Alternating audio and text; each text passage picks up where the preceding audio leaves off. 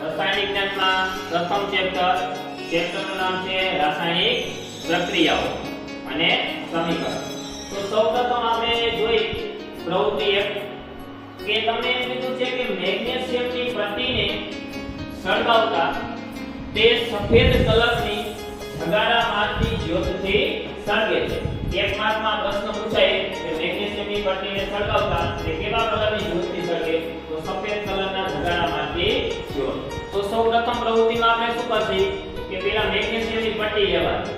તો મેગ્નેશિયમની પટ્ટીને પેલા સરખી રીતે કાચ પેપર અથવા તો કોઈ પણ વસ્તુથી વ્યવસ્થિત રીતે સાફ કરવા. એનું કારણ શું કે મેગ્નેશિયમની પટ્ટી એની ખૂબ સક્રિય છે, જેથી એની ઉપર કોઈ પડ ચડેલી હોય, આવરણ બનેલું હોય તો યોગ્ય રીતે ઓક્સિજન મળે નહીં. તો એટલા માટે વ્યવસ્થિત રીતે પેલા શું કરી નાખવાની? સાફ કરી નાખવાની. પછી સાફ કરીને કોઈ વસ્તુ અથવા તો સ્ટેન્ડ છે ઘરે તમે કરો આપણે તો શાંતિ પણ ઉપયોગ કરી શકો. સ્ટેન્ડમાં પેલા વ્યવસ્થિત રીતે નામ ફિટ કરી દેવાની.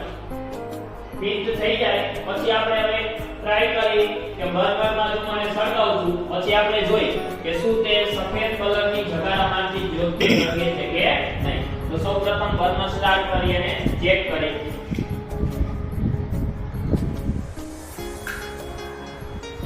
જો આપણે આને સળગાવી અને ચેક કરી કે સફેદ કલરના ઝગાડામાંથી જ્યોતિ સળગે છે કે નહીં. જો આપણે અહીંયા મેગ્નેશિયમની પટ્ટીને સળગાવી છે તો થોડીક જ વખત તાપમાન ખાલી આપીશ ને તો પણ એ સળગવા મળશે.